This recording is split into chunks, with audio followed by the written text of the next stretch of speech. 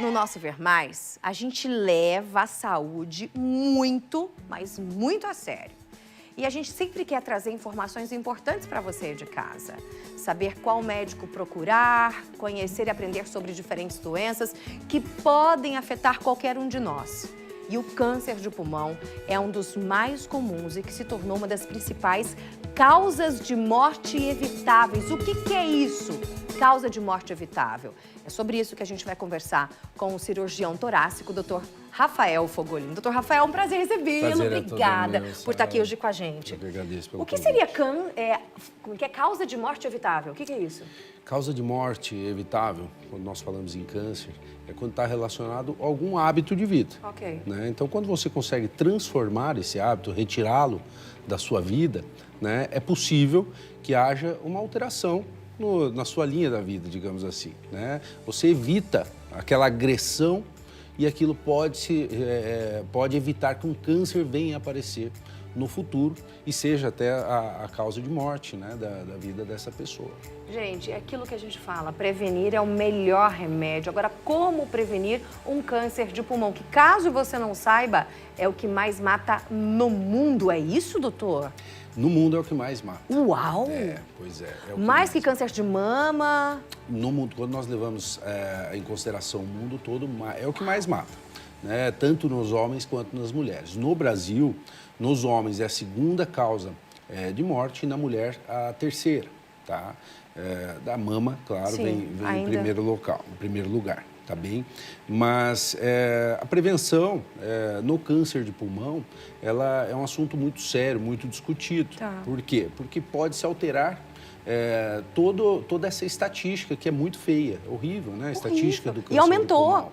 Aumentou. Porque em 2020 a gente tinha 28 mil pessoas, óbitos, que morreram por causa de câncer de pulmão no Brasil. Agora a gente já ultrapassou os 30 mil. Porque a população segue aumentando, né? Então você tem mais número de habitantes, segue aumentando. Mas a quantidade de tabagistas diminuiu. Né? A política de prevenção ao tabaco, ela tem uma certa eficácia, ela tem sido mais efetiva com as mulheres ultimamente, porque elas foram mais resistentes a largar o tabagismo, tá? Mais que os homens? Mulher mais que os homens. Ai, mais que os mulherada, homens. ó aqui, ó, pra vocês. Apanhar na bunda.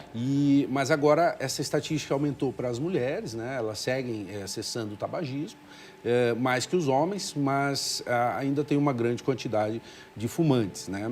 Então, por isso, a campanha de cessação de tabagismo é tão importante, porque ela reflete em números absolutos lá no final, né? De morte, de incidência de câncer, de custo, né? Para o governo, para o pagador de imposto. Tudo isso é muito importante no câncer de pulmão. Nós estamos falando de números muito expressivos, né? Então... Ô, doutor, deixa eu te fazer uma pergunta. Quando a gente está falando de câncer de pulmão, é só o tabaco, é só o cigarro que dá o câncer de pulmão? Ou tem outras coisas que também podem dar? Tem outras coisas, sim, tá? Mas nós focamos sempre no tabaco. Por quê? 85% dos cânceres de pulmão estão ligados ao tabagismo. Estão ligados ao tabagismo ativo ou passivo. Tá? 85%. Passivo seria o quê? Passivo é aquela pessoa que fuma junto com o fumante. Ah, doutor, né? não. Então, você está lá com o seu marido ou a sua esposa na sala, ele está fumando do seu lado, você não fuma, mas está no mesmo ambiente, você é um tabagista. Passivo, mas também entra na estatística. Entra na estatística? Também entra na estatística, sem dúvida. Então, existem casos de pessoas que nunca fumaram na vida, mas fumaram por tabela? Sim, muitos casos, principalmente antigamente, onde era possível fumar em ambientes confinados, né? Hoje isso já claro, proibido, né? Já faz algum tempo, mas antigamente podia-se fumar no mesmo local, fumava-se dentro de ônibus, de avião, né? Então tinham-se muitos tabagistas passivos. Essa conta desse pessoal está chegando hoje, né? Então provavelmente isso deva diminuir no futuro, esse número de tabagistas passivos por conta dessas medidas que foram tomadas. Eu lembro da minha época que quando eu saía pra balada, a gente fazia toda bonita, arrumava cabelo, fazia escova, chegava na balada, voltava tudo fedida pra casa, tinha que tomar banho, lavar cabelo, tudo de novo, não é verdade, Mariana? Mas agora tem uma coisa que você falou, a conta chega depois. Por exemplo, essa garotada que tá fumando cigarro eletrônico, que tá fumando vapor, narguile, pode vir a ter câncer de pulmão? Certamente. Tá? É claro que os estudos, como é tudo muito novo, né? Nós estamos falando aí de uma mudança recente no tipo de fumo, né? O fumo a vapor, o cigarro eletrônico, que está sendo amplamente utilizado, ele é cancerígeno. Tá? Ele é cancerígeno? Sem dúvida, sem dúvida. Além de causar outros problemas, como a doença pulmonar obstrutiva crônica. O enfisema, né?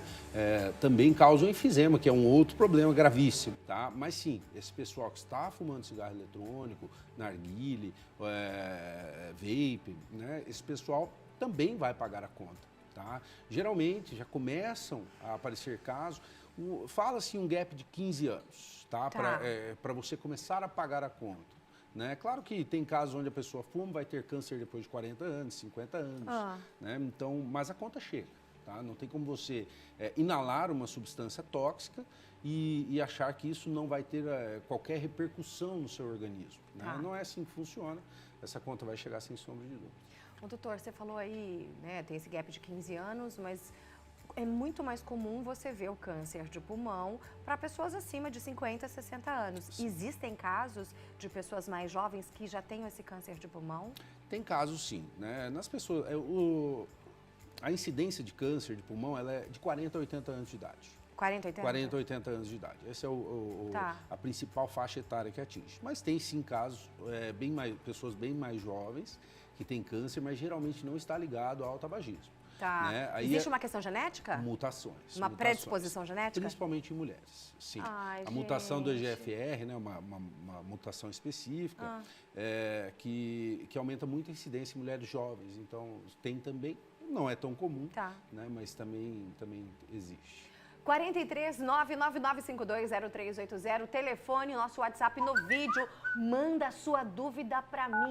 Quer fazer alguma pergunta? Pode mandar. 43 999520380. Coloca aqui para mim as perguntas de telespectadores, que já está chegando pergunta, viu, doutor? Opa. Vamos responder perguntas de telespectador? Vamos lá, olha só.